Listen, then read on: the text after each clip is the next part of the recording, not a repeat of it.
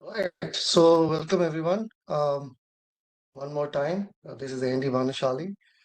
Once again, this is not a sales pitch or any type of product selling. It's just for education, for our community, just trying to share the knowledge and the research I have done so you guys can learn. You don't need to do anything with me. Just, I'm just a medium for sharing this, right? If anybody do need more help or advice, I'm always available. So today's session is about building income stream through college funding, right? So that is a little bit uh, mouthful there, but you'll see why I said that, right? So college funding always looked like an expense. So how are we going to save it so the money can continue to participate in our life and you can create incomes and build wealth while you're saving money for the college. So before we this is me again, Andy Banashali, certified financial planner, and a lot of other things. But reach out to me if you have questions. I'll also share the contact information later in the group as well.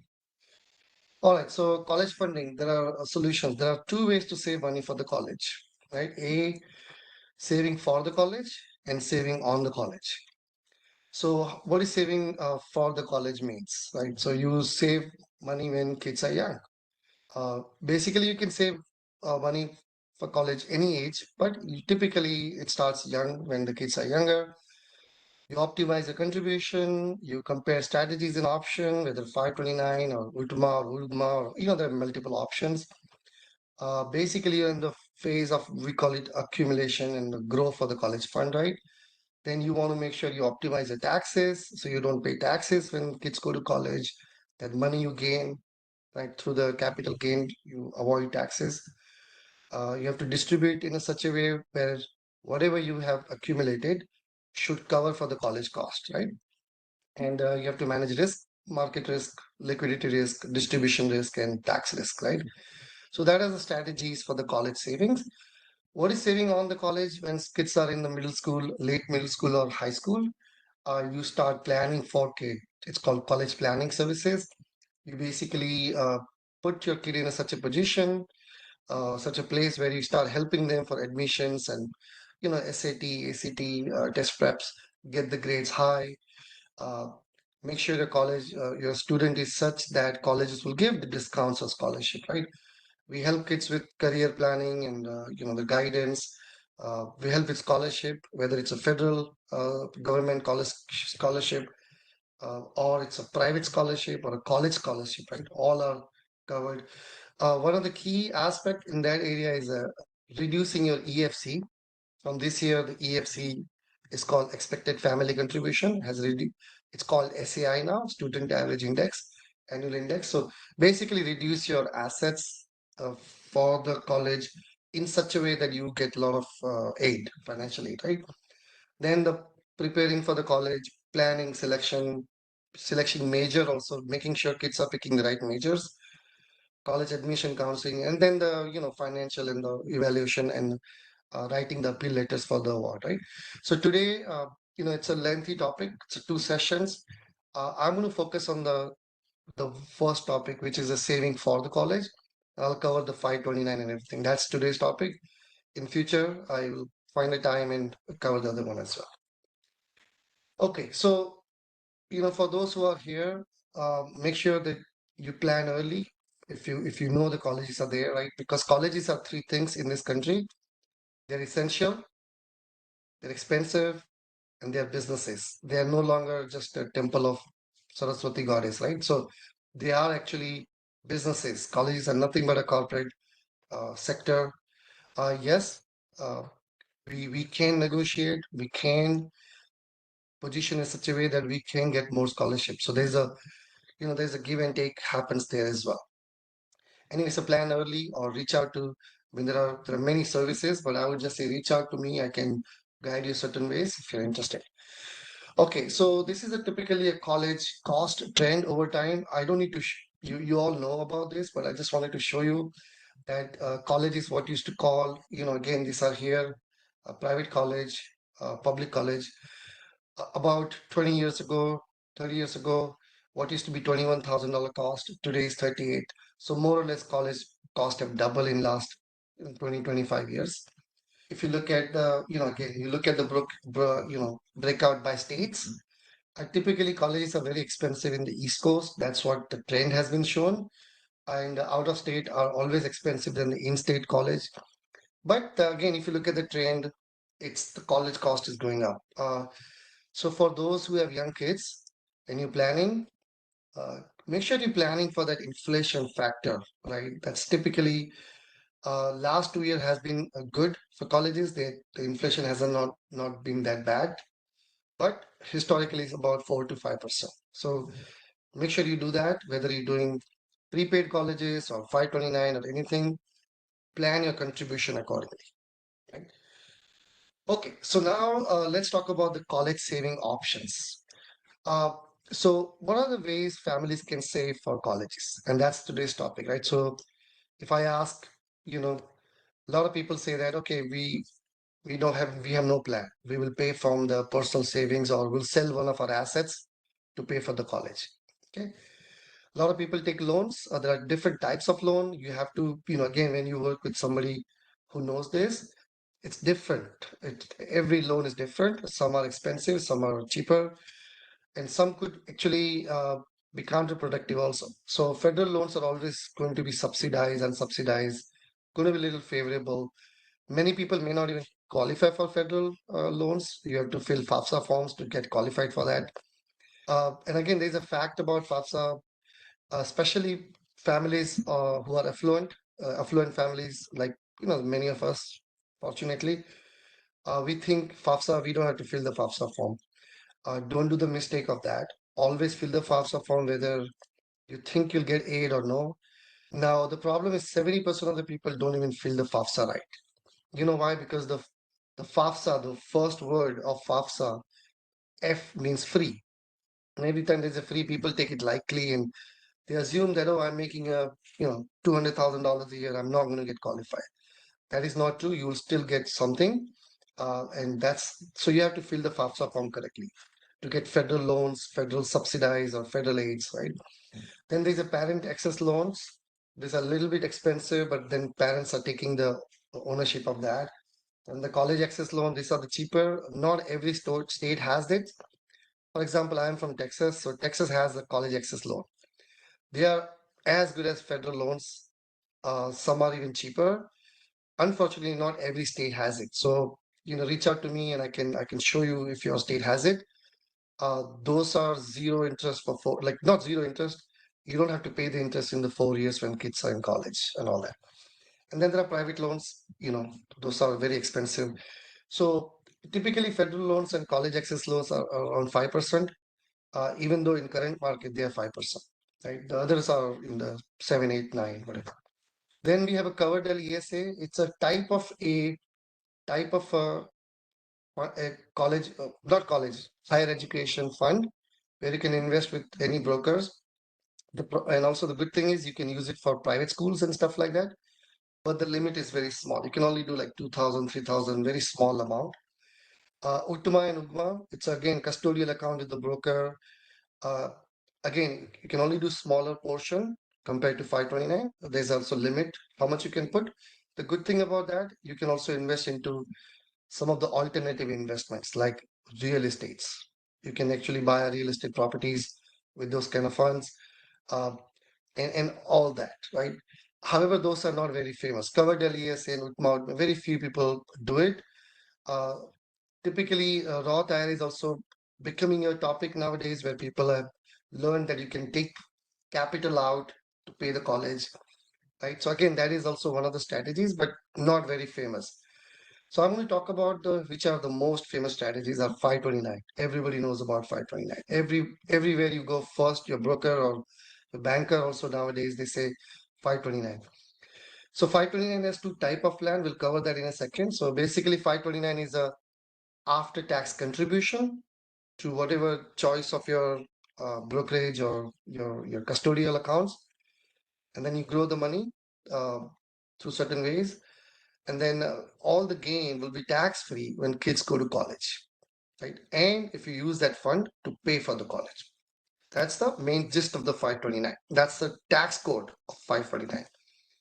Then within that, there is also state prepaid plan. So some states, I mean, most of the states nowadays have where you can basically buy the prepaid tuition credits for certain colleges, participating colleges, or for the entire state, and some are very good, some are kind of, Florida is one of the good ones, right? And if your student goes to that state, perfect, you are actually beating the inflation. So let's say if my daughter is 2 years old, I can buy the current cost of the credits from any colleges, all state colleges I can buy, and certain credits, and say 1 year credit or 2 year credit or all 4 years credit. When my daughter is 20, like 18, 16 years from now, inflation may have been high. I can just use the credit, right? That's the way. There is no growth in that. I'm only protecting the inflation. So if inflation is 4%, think of that investment is only making 4%. If inflation is 5, then 5, whatever. So there's no actual growth. It's a guaranteed credit. So people think they're making too much money, but that's actually also false assumption. You're just getting whatever inflation is. So basically, you're putting in a fund, and that's it. It's growing based on the inflation. Uh, so if some people are, don't want to go to the markets, there may be a good strategy for them. What if the students go outside of the state? Then the complication starts coming in, right? Or what if student goes to Ivy Leagues or things like that? Some may not accept, some may accept. Most of the state do refund your amount, but remember you're getting refund of only your amount which I invested 2 years ago. So now I'm actually losing the 4% gain also. So not so, like as I say, optimized in many states. So you have to be very careful before.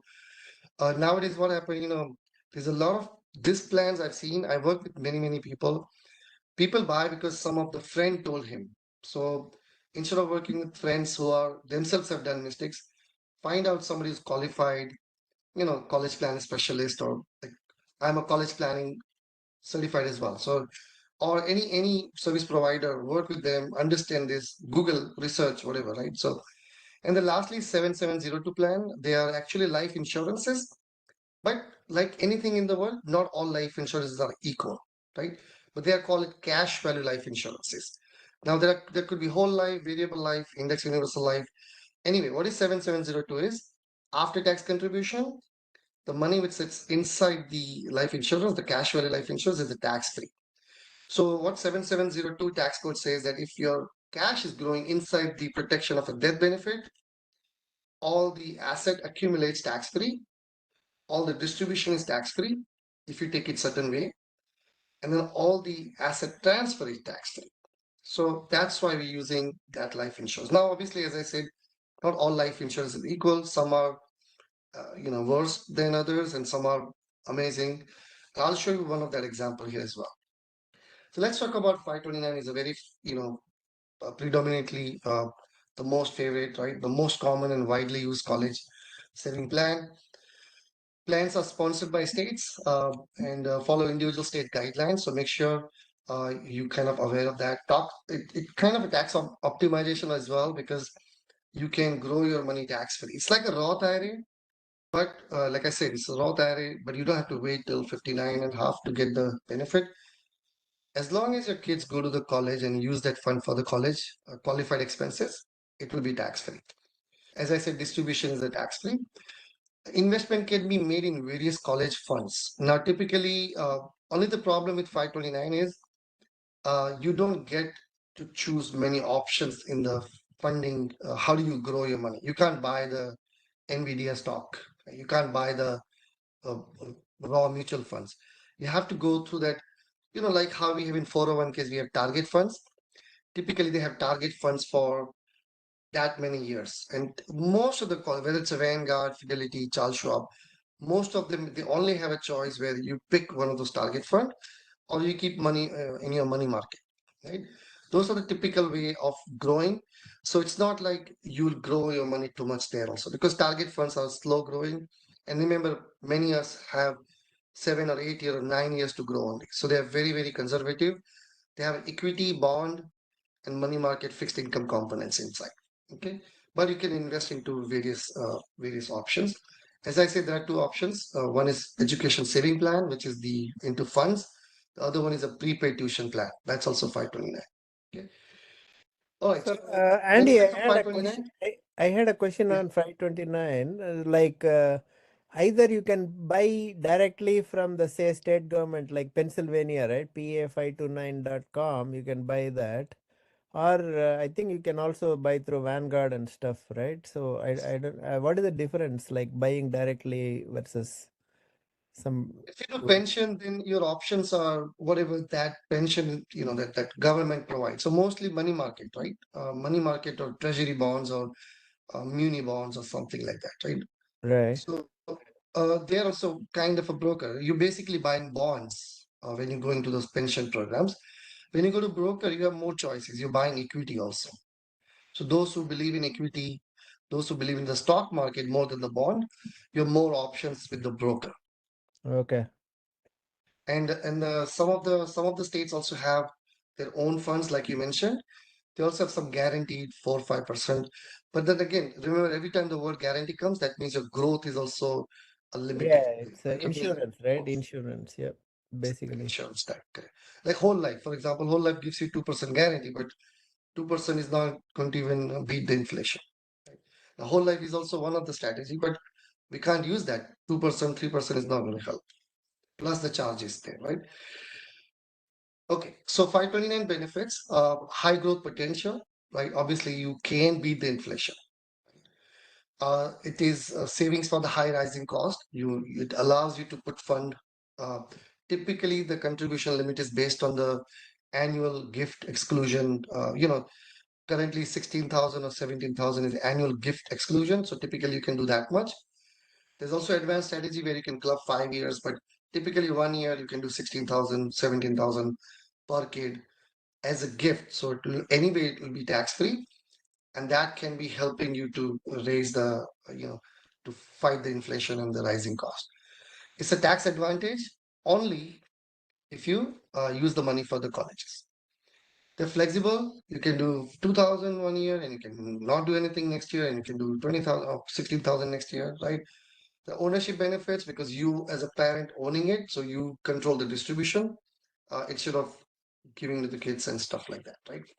What are the risks or what are the Yeah, in terms of the tax advantage, at least in Pennsylvania, whatever you contribute is excluded from your state income tax. You can deduct that.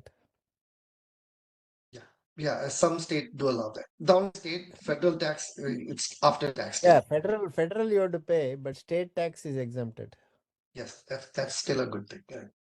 See, some states want their kids to go to, they don't want any, as I said, it's a business, right? So they want their colleges where your students should go to the same state. So some state will even give you, like I said, college access loans and stuff like that to attract to stay within the state. But in general, this is how the 529 works. So now what are the price we pay for 529? What are these side effects, right?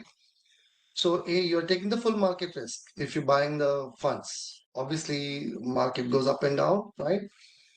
You are taking the distribution risk. There's no guarantee that the money you put in and the growth you're estimating is enough to cover the college. Most of the people I've seen, they under contribute. And there's a reason why they under contribute because they think, what if I don't use the whole 529? So 529 is a double-edged sword. If you over contribute, then you have to worry about the exit strategy. If you under contribute, then you'll be paying cash from your banks and stuff like that, right? Tax advantage is only for the college. What if your kids get 100% scholarship, or what if your kid goes to study in India or Singapore, London, right? So that again, that is the another problem. This is also another problem. You can't double dip. So I don't know if you guys know about AOTC, American Opportunity Tax Credit, or Lifetime Learning Credit. These are the IRS tax rebate you get if you're paying for the students' college fees, right?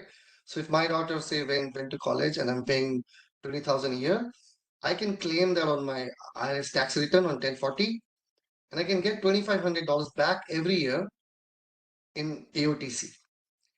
But if I'm paying from 529, I can't get that $2,500 back.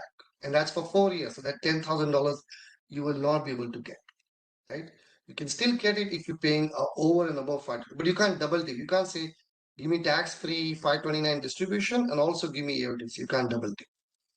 529 is not liquid. The moment you put money, say buy till the kids go to the college. Now there are certain portion you can take it for private schools and at least private schools and stuff like that, but those are very small. It is counted towards EFC and SAI. So this is another problem. 529, when you fill the FAFSA form, they automatically know that you have 529.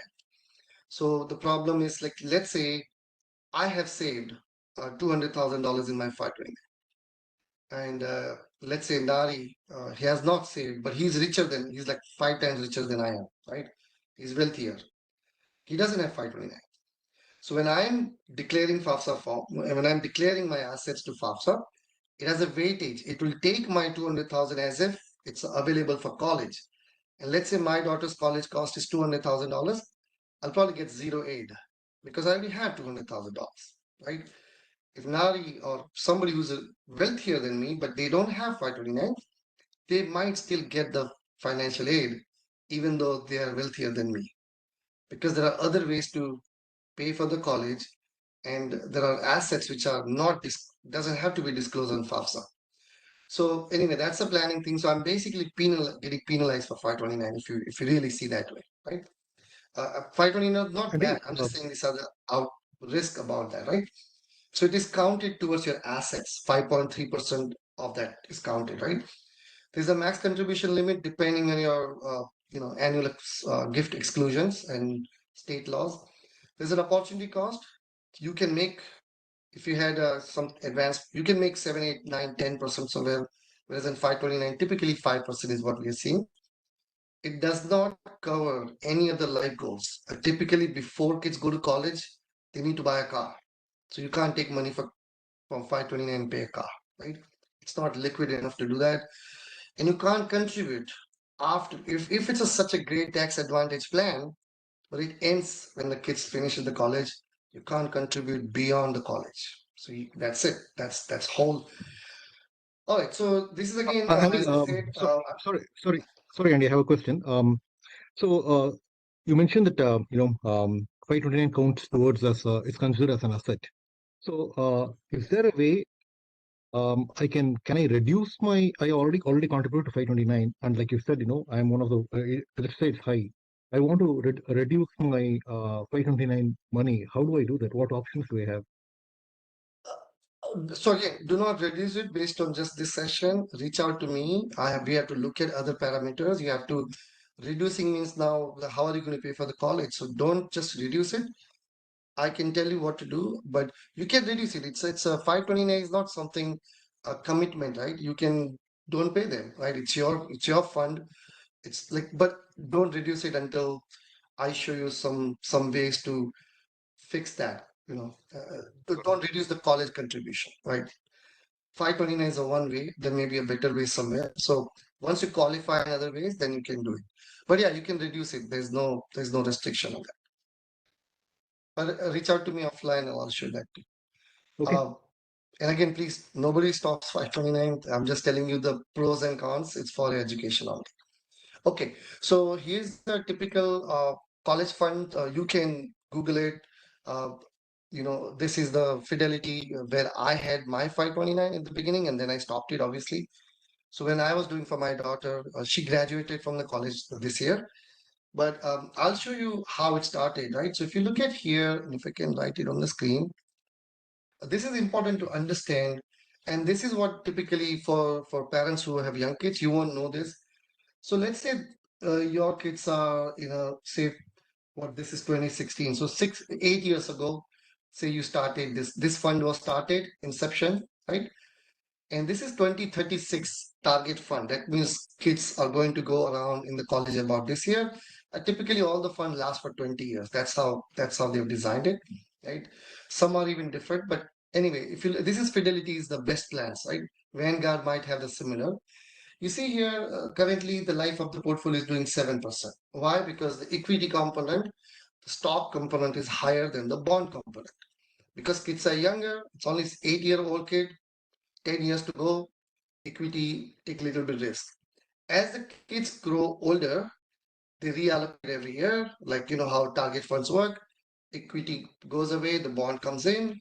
And as the kids goes to that magic age of college, typically everything is in the bond. Because in the last few years, last 4 years, you don't want to lose money. Despite of this, it did lose. This is again 2020's old one, but it does lose money. So you're taking the market risk. It did lose here, but if you see here, this guy lost 15% on this, only 7. So yes, some of the 529, if you look at past performance, don't look at this number alone. Always look at the inception, and then basically, uh, somebody's saying, I'm going to deny that. Okay. So make sure you're looking at the life of the portfolio in context of the fund, which is already mature enough. So in typically what I've always seen is about 4 to 5%. This is a Fidelity's 20-year fund. Yes, some of them will show 12-digit, 2-digit numbers also, but that's the latest fund, 100%. Like say a fund which started in 2023, obviously it's going to be 20% up or 15% up. But will it sustain that in 20 years? And these are the typical example of that. Obviously, there's expense ratio, which you have to account in. So 4.63 minus 0.61, that's how you have to look at it. But I will assume, I'll say a safe assumption is 5%. You can even make 6%. I'm not denying that. I'm just saying, be aware of this. This is the way to look at it. Don't look at the funds which are recent. Look at the funds which have already finished the college part. And then that's how you know, because the same fund's going to be, your fund will also be like that. Because as it grows, the bond component will come in, right? This is what typically people miss, I've noticed. Okay, so that. Okay, so now how do we fix all this problem for 529, right? So how do we make sure we have a high growth potential and don't take the market risk? How do we avoid the distribution risk, over and under funding? How do we get tax-free distribution for anything else? Like the funds are available when needed, liquidity.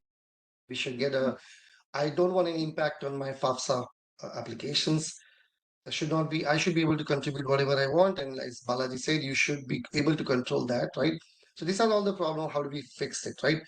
Higher growth, and cover for other life goals. As I said, it's kids will need furniture in the apartments and food and food I think is covered, but you may need certain things which are not covered under 529, right? So you need to make sure that you have that some other funds available, and also make sure that once college is finished, we can if it's a tax-free strategy is available, I want to contribute even after my daughter finishes college, right? So there are certain ways to that.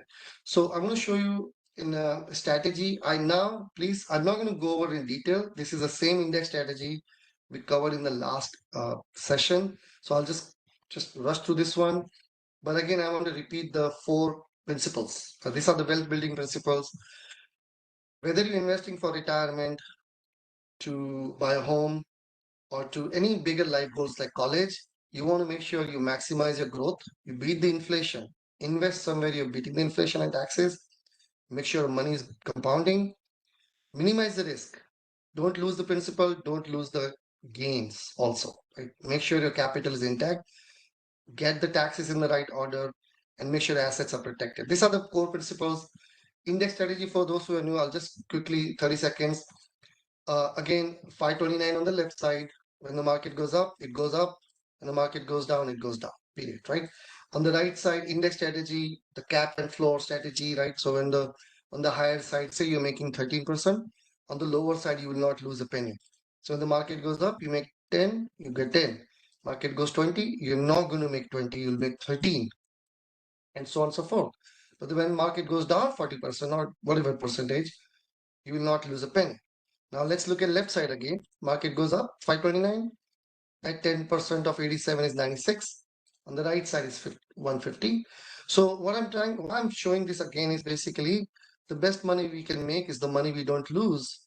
At the same time, continue to gain when the market goes up. Right? That's the real reason.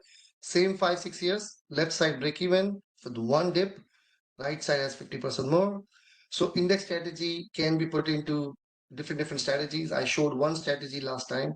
This time I'm showing the college funding. You can also put this strategy in the college funding. And we are going to do in the life insurance. That's what I meant. So again, this is the S&P 500 versus money market. Blue line is a fixed line where it's a fixed interest. It doesn't even double in a lifetime. Red line is a S&P 500, goes up and down. If you're 529, it will feel like red line. The index line is that green line where it grows and locks, and it never goes down. Okay. Last few years example, last 20 years, S&P 500 itself has done 5.24. Index strategy has an 8. I've come again, please watch the videos. I've done this in detail. I've also compared the worst 20 years where S&P 500, a dollar which was unprotected became, this was again World War IIs and those eras, where dollar unprotected became 59 cents, where dollar index strategy became $2.88. Okay, so now 529 versus 7702. That's how we're going to fix the problems, right? So 529 is a distribution tax-free only for the qualified education expense only. 7702 distribution is tax-free for whatever purpose. You can take it for buying a car, furniture, vacation, home, whatever they want to do, right? There's a market risk at 529, right? At least most of them, some state provided may not have. But then again, you're getting like fixed line. That think of those are fixed, the blue line, right? So those are like very like a 4%, 5%, or even the state prepaid plans. They don't have any market risk, but you are only making what inflation is doing. But I'm talking about 529 major ones, 90% of the people do here. 7702, you don't have to worry about. There's index, cap and floor. 529 not liquid. You can't take it before they go to college, unless there are certain factors. 7702, you can do it. Even you can take it out anytime. You can use it for colleges, schools, even for colleges outside of this country, you can use it, and that's also tax free. 529 has limited flexibility if kids get 100% scholarship. I have one daughter only, and imagine if she gets 100% scholarship. I have $200,000, but we end up using only 50. What I'm going to do with 150, which is left over? If I take it out, everything, I'll be paying taxes and the 10% penalty. So the other strategies are transfer to grandkids. But then all this money I won't see for another 30 years. That's not a good deal for me, right? I mean, for me, I have a different style. I want my money come back to me so I can enjoy my life, right? So that money is gone basically, right? Or nowadays, I think from this year, they also started that you can roll over some portion to Roth IRA. The IRS tax has not provided details, so there's a lot of confusion. Is this kids for Roth IRA? Should be rolled over, or its parents? Either way, the maximum you can roll over is $7,000. I have 150. How many years I'm going to take? So again, there are strategies. People say, "Oh, I'll do Roth IRA." You can't do Roth IRA more than 7,000. We know that, right? And some of may not qualify for that. So with that said, yeah, you can still use it for further education and all that, but there could be a problem, right? 7702, you can take out whatever you want. You don't need. There's no penalty. If kids get 100% scholarship, don't take it out. But as I said, you can use it however you want. 529 impacts on FAFSA. The assets, now remember, all the 200,000 is still considered as a EFC, but also any asset sitting in that has a 5.6% weightage on your EFCs. Okay, 7702 is completely hidden when you fill the FAFSA. If you Google it and you say, what are the assets you don't have to declare on FAFSA? Your home equity, your 401ks, your annuities, your traditional IRAs, and your life insurance, cash value life insurance. You don't have to declare that. That's legally. So if you not have to declare, even though I'm going to pay for my cash value life insurance, but since I'm paying for my 7702 plan, I don't have to declare it. That means I will get the financial aid. The example I gave between Nari and me. Now, if Nari has this, he will get all the benefit plus the financial aid. Plus, okay, it's not here in the slide. can we say that those who are using the 7702 can also qualify for AOTC, the $10,000? It may go up in future, but right now it's 10,000 this year. So that $2,500 AOTC, you can also get it back because they are coming from a private fund. They're not from the government plan. You're not double dipping, etc., right? 529 has contribution limits. 7702 has no contribution. You can do it beyond the college, after college also, right? And then there are other plans, like I said, Utama, Ugama, Coverdell. Those are even not as good as 529. That's why I'm covering 529, so you get everything. 529 is still a second best plan, right, in that sense. And 7702 is also, as I said, not all the 7702 are equal. Some can be really horrible. So you need to work with somebody who can design it right. So don't just take one article from the Google and say, okay, this is how I'm going to do it. Because different companies, different product, the cap and floor strategies, some do not even have a cap. They have no unlimited growth. So we need those kind of things. Some have bonuses. So we need to capture most of it when we design it. Also, we need to get a little life insurance, just enough, but we need to focus more on the accumulation. If you get a big life insurance, then the cost will go up, right? So anyway, I'll cover that in a second. So this is how we're going to do it. We have 15 minutes of trying to show an example here with the facts here. Okay. All right, so now the left side and the right side. All right, again, you've seen my style now. I do left and the right. So here, left side is a 529, or you can, some people can even see there's a stocks, savings, funds, or any assets on the left side.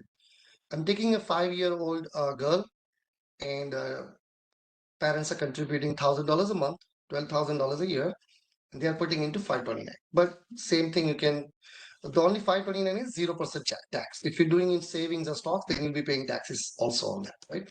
Anyway, so 5% growth. Why do I use the 5%? You know this math, right? You can also assume 6, 7, whatever you want to assume. 5% is safer for me. Actually, it's 4.6, but I'm saying 5. So you are going to contribute for 12 years up to 18, and then the contribution stops. That 12,000, that 156 will become $212,000. Good. You made $70,000. There's not going to be any taxes on $70,000. This is the benefit of 529, right? And then what we are going to do, we're going to distribute this 212 while your money is growing at 5%. We'll take 59, 60, 60, 60 each year. So we have invested 156. We took back 240. So whatever the 90,000 you gain is going to be tax free. That is the best benefit of the 529. This is the only reason we're doing 529, to not pay taxes. Okay, right? So this is clear. Now, what happens after? What if your kids are going to further education? Remember, after, typically everybody wants to finish their 529 as soon as kids finish the college.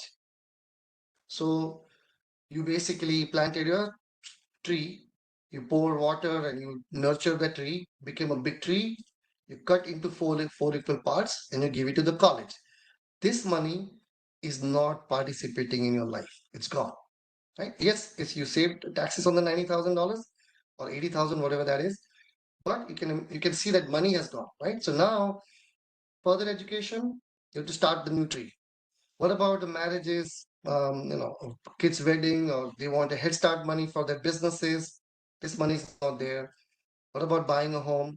They can't use this money. I mean, it's already gone, and there's nothing left for kids' retirement. So if I take the subtotal at 85 for kids, 156 invested, total benefit is 239. That's the one problem, right? Second problem is, you see the rate of return is kind of deteriorating in a longer run, or kind of subpar, right? That's second problem. What is the third problem? What if kids get 100% scholarship? So now we need to have exit strategy for this 212. And you have to start, working, and some like complicated strategies you have to do. This is your money. Why you should struggle that much to take it out, right? And as I mentioned, there's not going to be any AOTC for you, and all these assets are counted towards the 529. This is how typically works. I'm not debating how much you can grow. You can grow more than this. Some not even growing this much. Majority is not doing this because this is the 95% which I explained. 5% could be doing bitcoins and stuff like that, right? So, okay. And now I'm going to go show you 7702. Again, this is index strategy.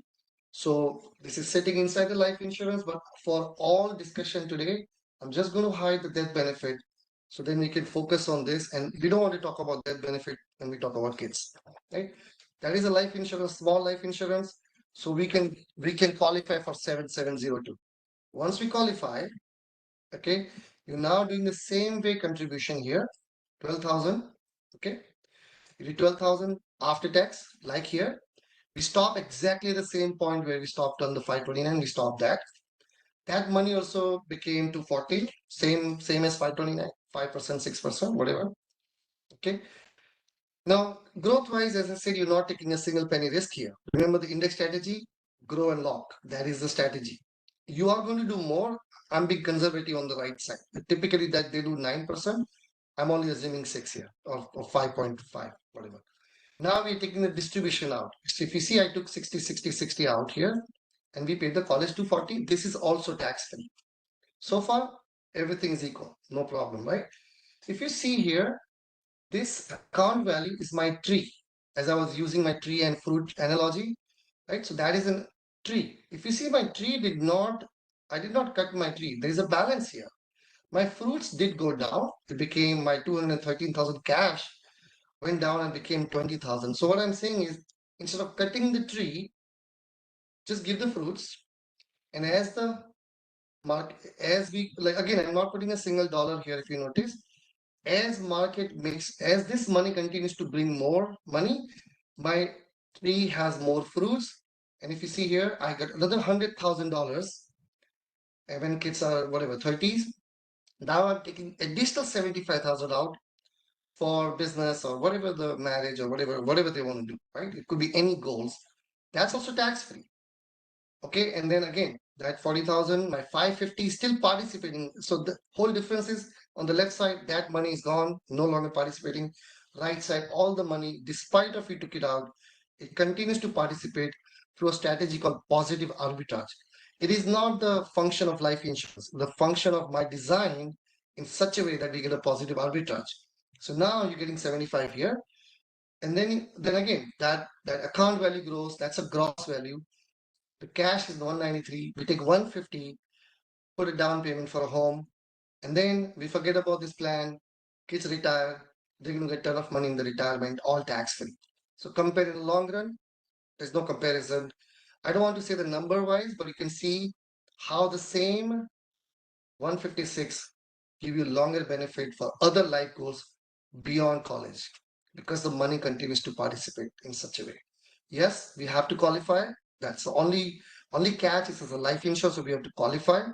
Kids have to be healthy, your parents have to be healthy, whoever we're using in this example have to be healthy, and you have to fund it accordingly, right? 4 or 5 years of commitment you have to do. That's the negative part about the life insurance, and you have to design it correctly, otherwise can become expensive. Life insurance is, as I said, if you read on Google, people say horrible things about it. They're also right, because the bad design can lead to a ton of death benefits, a ton of charges, and all those things. So that's a separate topic I'll cover in one day, the good, bad, and ugly designs of life insurances. But anyway, this is how it works. Let's talk about other problems. So now we have more money. You don't have to grow trees every time you have a different life goals. But the other benefits, if you see here, this money, it's private fund. So it's not counted towards your FAFSA. As I mentioned earlier, it's not going to count it towards any of the things for IRS. You don't even have to declare this on IRS. See, for this one, there's a form, right, which you have to attach with your 1040. So then government knows that you have to get distribution. This, you don't have to declare, it doesn't even come to your IRS tax forms. That means you will get AOTC also, the American Opportunity Tax Credit. Or if kids are going later, they also can get lifetime learning credit also, if they're going further education, like grad schools and stuff like that. Okay. Okay. What about other strategies? So now this is the college funding. We started like this, but how do we know what will happen 7 years, 10 years from now? If your kids, for example, here, let's say here again, if you see here, this is the second option. You put money here. You took out all this, the 240,000 out, and we are not taking money for for marriage and all this stuff, right? I just want to show you example You pay colleges like your 156, you pay 240. If you see here, your 250, 240 actually comes back after a few years. Technically speaking, the money you pay to the college has come back. You can take this money out, think of a free college deal, free life insurance, whatever you want to call it, however you want to see it. That money did came back to you because you parked that money. You pay the college, and that money still comes back. So you can take a digital 240 out and think of this as a free college you had, right? Obviously, you have to, as I said, if you started younger, it works much better. If you start late, it will work differently, right? I want to show you one other thing here. What we started as a college fund can become a retirement fund. And my title of my topic was how to build constant stream of income.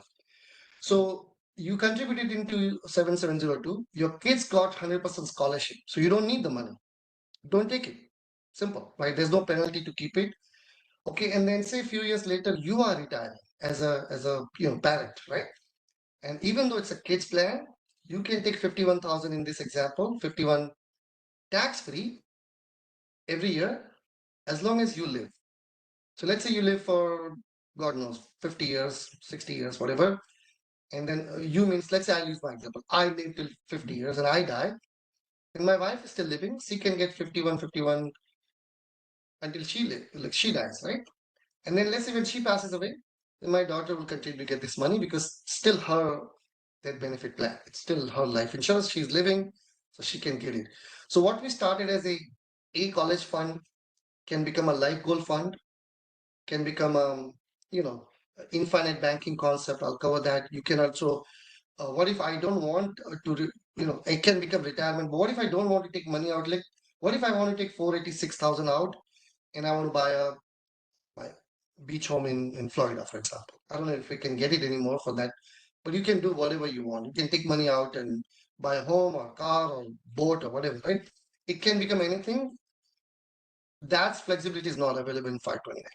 So this is the basically what I wanted to cover: flexibility, liquidity, no market risk, all the problems we said. The catch in the life insurance is has to be good design. We have to, and again, this is IUL. There are whole life, there are variable life, there are universal life and stuff like that. Not everything is equal. You have to design it where it exactly works like this. I have done it myself. I started 15 years ago. That's how I started this journey of financial services. When I learned it, it blew my mind. I'm like, too good to be true. And then I started researching 2 years, and then I said, okay, it does work. I literally got half of my money back for the colleges I paid. Other 2-3 years, I'll get all my money back. Exactly the way I'm showing it to you. It does work, but it has to be designed correctly. The right product. If you bought a variable life insurance, don't do that.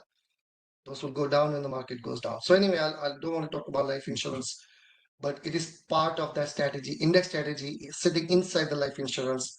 The other name is IUL or FIUL, the full name.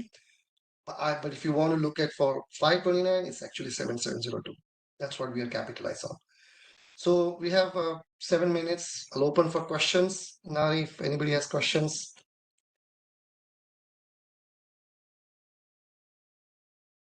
Yeah, guys, anybody has questions? So, is there a way I can take money from 529 and use that to open a 7702? No, that's the only problem. You can't take it out from 529. Whatever is there, you have to keep it. There will be a penalty. But the new contribution you definitely can route if you qualify for 7702. So reach out to me. I can see if you can qualify, and if you do, then the new contribution you can read out, but not the existing you can't touch. So when you say qualify, it is like a health is the main factor or anything else? Health, and also I want to make sure. Some people are like, say, what if the kid is 17-year-old, right? We only have 1 year left. And what if your goal is to only contribute 1 year? Then it's not a good way to do life insurance. Correct. For 1 year, it's going to lapse. The policy is going to lapse, right? So your contribution and your goals, and also like how much you're contributing. If somebody's doing $100 a month, really life insurance is not going to, because then it's not going to grow that much, right? So then you do 529. So I want to qualify from my side. I want to see if it's aligns with your goals. And then yes, 7702, when we do life insurance, there's a health qualification companies have to do. That I can't guarantee. That's something we will know. Typically, kids are healthy and we never had a problem. For some kids who are kind of have some kind of special needs, uh, then we have to do it slightly differently also. And again, those are separate cases, small cases. So in that case, even 529 may not be good. It has to be some other type of funds we have to do. Okay. Any other questions? Andy, this is Chetan. So you were saying people who are doing 529, whatever they did, just keep it now and stop and try to think about this kind of buckets, basically. Yeah. So 529, if you have, grow it, make it more money. Obviously, have lots of money in there, right? Don't contribute. Also, reach out to me or anybody who you trust. Work with them, qualify for 7702. And if you do qualify, then stop and read out that. Well, don't stop now before you qualify, right? Okay. So the main difference between the account value and cash value, can you explain that? Yes, account value and cash value, right? So this one you're talking about here, this one. So let me take an example. Yeah. So account value and cash value, there's going to be initial account value is your fund, right? That's how the money is grown, correct? That's actually your gross value. Cash value is what is available for you to take out, because they life insurance are sold at a loss. They take 5 to 6 years just to recover their loss. Remember, there's the column I hide, uh, whatever, right? So there's a too much there. Okay. So what if this is my plan? If I die this year, first year, right? Then company has to pay $623,000 to my wife, right? So to cover that cost, what they say, like what they're saying that okay, your account value is 10,000, but if you take out all the money, you will only get 8,000, because then we are incurring loss if we give all the money to you, right? So there's a little bit of a 5-7 years of little bit discrepancies, right? That's why what we need to do, we have to design it such a way. Now there are certain plans where account value and cash value also equal. I can even make this equal. Okay, I'm not showing you there. I'm showing you one design where they're not equal, but you can also make it equal. But we have to buy riders, so there'll be a little charge for that. I don't want to pay charge, right? So here, if you see here, they're equal, but you can only take 213 from here, right? So 213 again, 60, 60, 60. That's the difference. Now, is that Nari? Did I answer the question, or is it making sense? Yeah. So yeah, that definitely shows that the account value actually doesn't pick up for like 6-7 years because of the insurance cost and the initial charges cost, maybe agent commission cost, all those things. Right. So it does pick up in say 4 or 5 years. That's why I said you have to commit for at Okay. least 4 or 5 years. How do you ensure that this interest rate is higher than what you're getting in 529? That's because we know from the facts, last 20 years it has done 9%. And if you look at okay, let me say that, right? How do you ensure? No, in your Okay, so model, I mean, it is showing better because it is taken as 9% rather than the 5% estimate for 529. no. Let me show it to you. It's actually I have it here. I can bring it. I actually have so there's a formula here, right? So let's look at this product, right? So first, let's look at the index itself. And if I can write it on the screen, 1 second. So if you see, these are the index options available. You see S&P 500. Come on. That's S&P 500. 12% cap. So remember in my presentation, I said 13% cap and 0% floor. So Yeah. there's a cap of 12 here. Okay, it's not good, right? We know that. But the floor is 0.25. Okay, in this product, the floor is 0.25. Okay, and but we are not. If you see, I'm not doing S&P 500. I think it's already up so much that it may not grow further down. So we are doing Barclays. This is another index. So Barclays has no cap. That means if I make 10, if market makes 10, I'll make 10. If market makes 20, I'll make 20, right? Or market makes 30, I'll make 10. But not only that, you see Barclays has 170% participation. That means if Barclays makes 10, you multiply that by 170%. So you will make 17. If Barclays makes 20, you make 34. What about if Barclays makes minus 20? Right? You're supposed to make 0.25. They also have a bonus of 1% on the floor. So actually a floor is 1.25. So your guarantee is 1.25 minimum on the downside, upper side, whatever market makes, plus 70% of that. Okay. Now also, let's say market is further down. Let's say World War III starts or something crazy starts in the world. We also have a 4.75% guarantee, like fixed. We can also go with fixed line. 4.75, still better than some of the money market. I mean, right now money market is good, but it's still. But remember, this is tax free, right? So still better than the money market if we did that. So this is how we know the market would at least it will do 4.75. That's what I'm saying. And I'm comparing with 529. I know that at least will do 4%. It's guaranteed, right? Or it will beat that by the index strategy, or even S&P 500, right? So how do I know? How do I ensure? So let me show you here. Let's look at the facts. So this is what has actually happened in the market so far. So this is raw S&P 500. This is what you would get if you had this strategy, right? So you see market goes down, you lose money, etc. Market has only in last 20 years has done 7.54. The stock market, S&P 500. 529, it doesn't even make this because they are not buying all the stocks, right? But with the 12% cap, which is limited return, and every time market goes down, you make 0.25. Every time market makes up, you make a little bit. Even in that case, you beat that. So you're beating the stock market in its own game, right? We're doing Barclays. Again, Barclays, raw Barclays. And this is what you get in this strategy, right?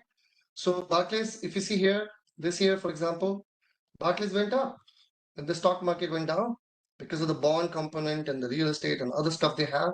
It's a very global index, right? And so when market goes 10, you make 18 because of the 170% participation. So you made 18. Barclays do go down, like it goes down here. You make 1.25 on the floor. Barclays has done 9.48. I was only assuming, I'll show you what my assumptions are. So again, it's beating the stock market. So if I'm beating this guy, we're going to beat 529 big time. I mean, that's the fact. There's no secret about it, right? And my assumptions are also very conservative here. I'm only assuming at 5.84. I'm not even assuming at 9%. All my numbers I'm showing you that in my Excel, copy paste from here based on 5.84, not based on 9%. So how do I ensure is this? We meet every year. So for example, I'm meeting my clients this year. We are saying, hey, S&P 500 is too much. Let's focus on Barclays a little bit. I think the bonds, as the interest rate goes down, the gold is already starting going up. Gold will go up, basic materials will go up, and the bonds will go up. So that's how we are kind of, because Barclays has all the total market, including bonds, and that's how markets performs much better when there's a recession. Next year, if the world war or some war situation starts, we might move all the money to 4.70. You can keep reallocating, right? So you can decide that. But that's how typically I've seen. I can show, if anybody's interested, I can show you my last 15 years of the 15 years ago, how I started, what we assumed, and what is it performing right now, actuals, and it's much more than what we had assumed. Again, I started in 2008. That was the worst year to start, but fortunately still. So I had back-to-back 2 years the market performed negative. So I got zero, because remember, market goes down, I get zero, right? So I get back to back 2 years zero, and then still after 15 years, if I'm looking now, I got more than what I've assumed. And again, I'm always assuming very conservative on this side, 5.84. Okay, any other questions? I think this was great. Yeah, so you wanted to continue with the other session, right? What are you going to cover in Yeah. the next session? So that those are good fit for kids, kids who are, so this funding you can keep doing it, right? This is for the even kids who have finished the college, you can do this, right? This is for everybody. The other session is geared towards more for kids who are in the late middle school, early high school. So then how do we get scholarships from the schools, and how do we help kids to get the college planning services? That's what also we do. But Okay. there are some planning services, they charge you consulting fees and all that. So I will show you some easy way of doing that. Okay. There are some self-service, you can also do that. I'll show you some tricks. Then I want to cover one session. I think there's a lot of how do I say it, wrong information floating around about insurances, life insurances. There are a lot of people have actually impacted by having bad designs. I meet with a lot of people, and when I review their plans, that's what I do as a CFP. I review their financial planning. I see they have not so optimum plans, so I can help you guys Okay. review those things. I can cover one session, a good design, bad design, so you at least know when you're talking to any some similar products, you know what to check for those. And if anybody needs my help, I can always do the free reviews for you guys as well. So I Okay. can cover a couple of Perfect. sessions, and I do options and other stuff which I mentioned. We can cover in some sessions, but Okay. And you also said you will have a session. I mean, the next session you will talk about how to reduce EFC, right? college fees and EFC is correct. Okay. So